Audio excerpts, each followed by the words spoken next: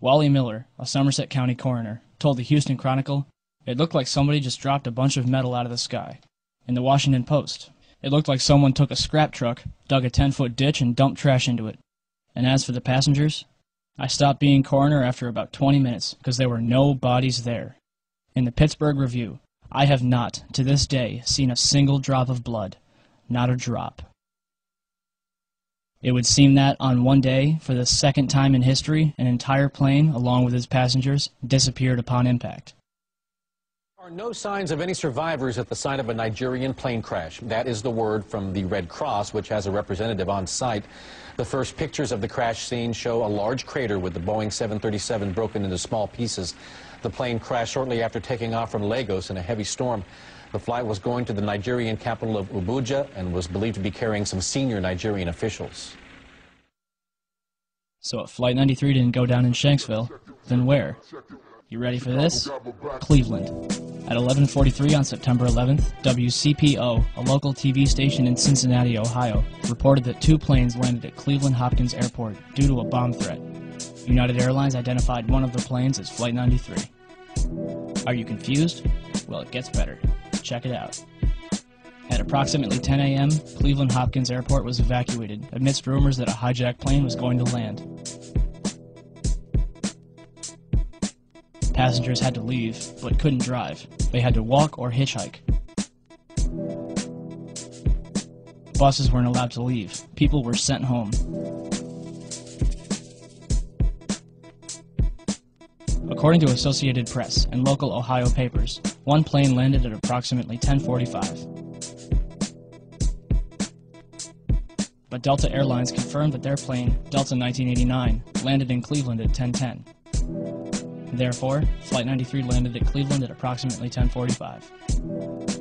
Authorities searched Delta 1989 for over 2 hours, and passengers were questioned individually. The plane dealer reported that the plane was evacuated at 12:30. But the Akron Beacon reports that a plane was evacuated at 11:15, which would make that Flight 93. Mayor White reported that the plane had 200 passengers. But a passenger from Delta 1989 describes 60 or so passengers. So at 11:15, 200 or so passengers were released from Flight 93. The passenger from Delta 1989 states that she was taken into FAA headquarters. But other reports say that passengers were brought into the NASA Glenn Research Center, located near the west end of the airport, which had already been evacuated. So, to sum up, Delta 1989 landed at 10:10, was evacuated at 12:30, almost 2.5 hours later, and 69 passengers were taken to FAA headquarters. Flight 93 landed at 10:45 and evacuated within a half hour. 200 or so passengers quickly taken to an empty NASA research center. Why did it take 140 minutes to evacuate 69 passengers when 200 were evacuated in a half hour? We can assume that the passengers from Delta 1989 are safe somewhere. The question remains, what happened to the 200 or so passengers from Flight 93? It's interesting to note that the combined total of all the passengers from all 4 flights is 198, or 243, depending on who you ask. We may never know what really happened to Flight 93, but we do know what didn't happen.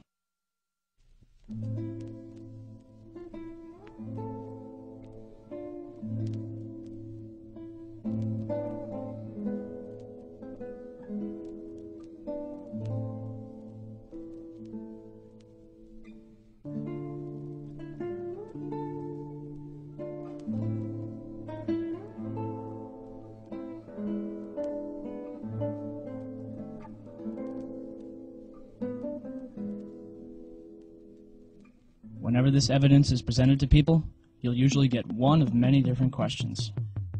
The first one being, if different planes were used, what happened to the original ones? Unfortunately, we may never know what really happened. But if we could examine the black boxes from the planes that were used, we could prove that they weren't the original flights. A commercial plane carries 2 different black boxes. Each black box carries one of 2 different recorders, a cockpit voice recorder and a flight data recorder. The cockpit voice recorder records sounds from inside the cockpit, including engine noise, stall warnings, and other sounds of interest. Communications between air traffic control, weather briefings, and conversations between pilots and crew are also recorded. The flight data recorder records at least 28 different parameters such as time, altitude, speed, and heading. Some also record more than 300 other in-flight characteristics, anything from autopilot to smoke alarms.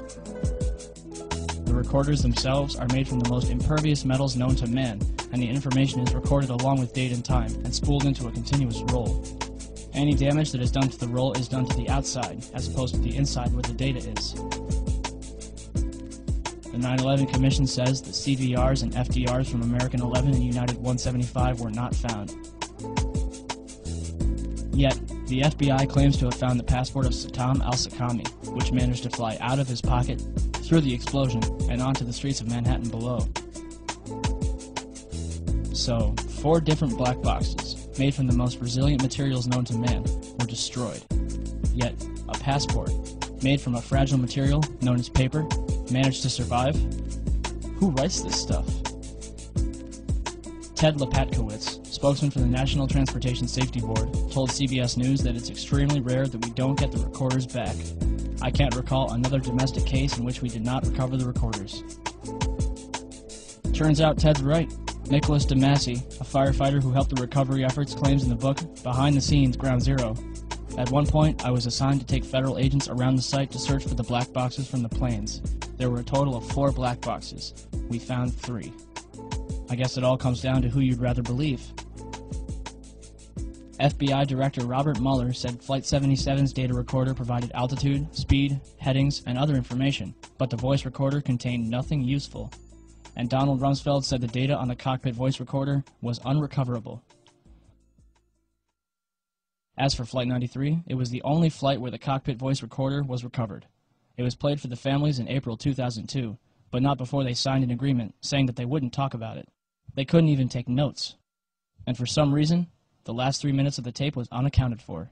The FBI had no explanation for the discrepancy.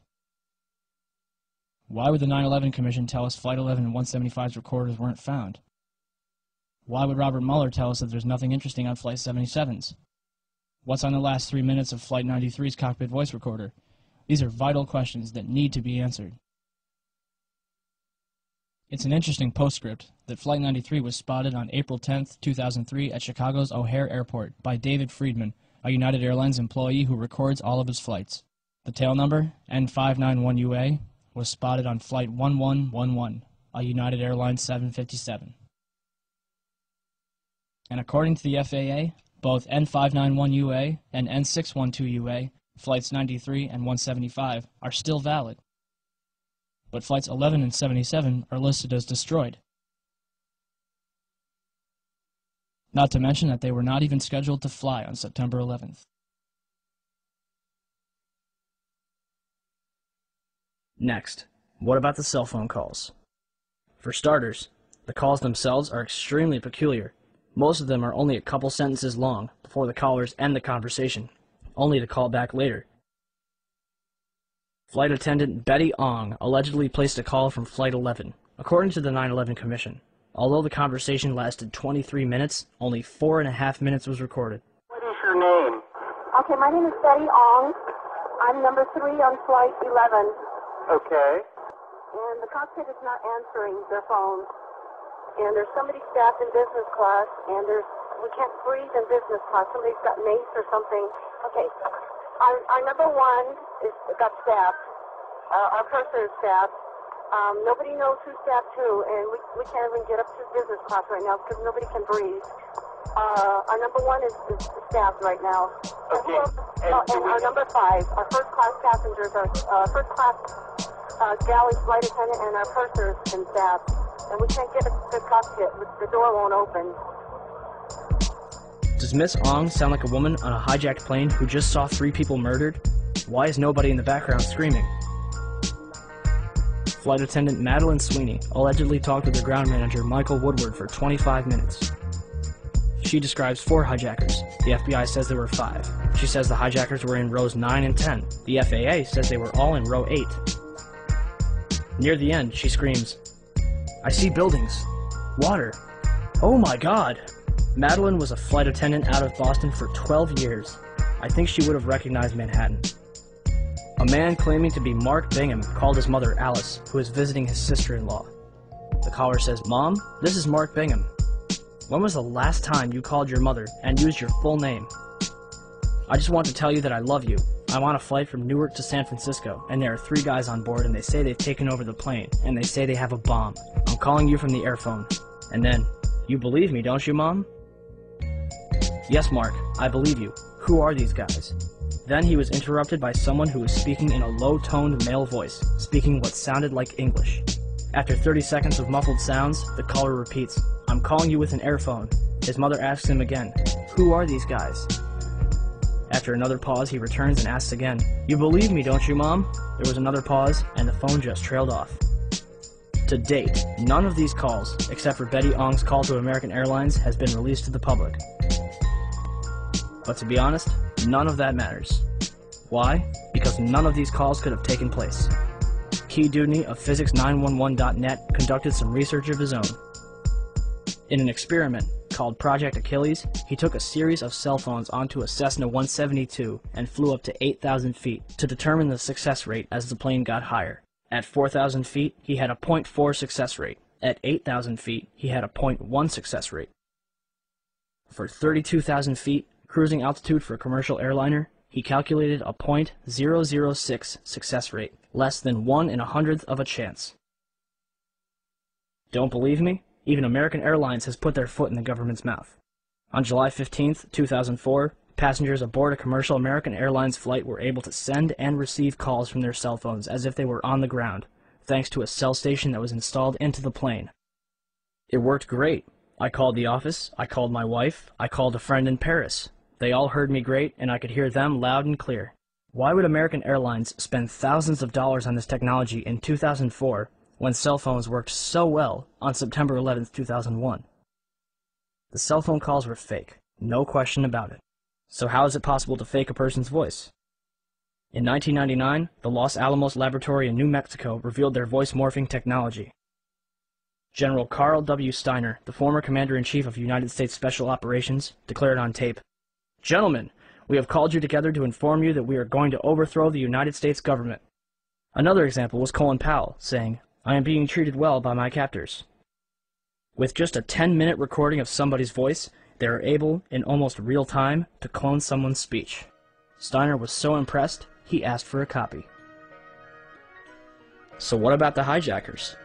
On September 14, 2001, the Department of Justice released the names of the alleged 19 hijackers. But on September 23rd, the BBC reported that Walid al-Shehri was alive and well in Casablanca, Morocco. They also tracked down Abdulaziz Al-Amari, who was an engineer with Saudi Telecom and lost his passport while studying in Denver. In the same article, FBI Director Robert Mueller admitted that the identity of several of the hijackers is in doubt. So how many hijackers turned up alive? At least 9 of them. Wael al-Shehri is alive and well. Mohand al-Shehri is alive in Saudi Arabia. Khaled al-Midar is a computer programmer in Mecca. Salem al-Hazmi works at a chemical plant in Yanbu, Saudi Arabia. Saeed al-Ghamdi is training to be a pilot in Tunis. Ahmed al-Nami is an administrative supervisor for Saudi Airlines. We already covered Walid and Abdulaziz. And last but not least, Mohammed Atta's father claimed to receive a phone call from his son on September 12th. On September 20th and 27th, Mueller admitted on CNN that there is no legal proof to prove the identities of the hijackers. Indeed, after all, not even the official autopsy for Flight 77 lists the hijackers. And the opening paragraph makes no mention of their absence.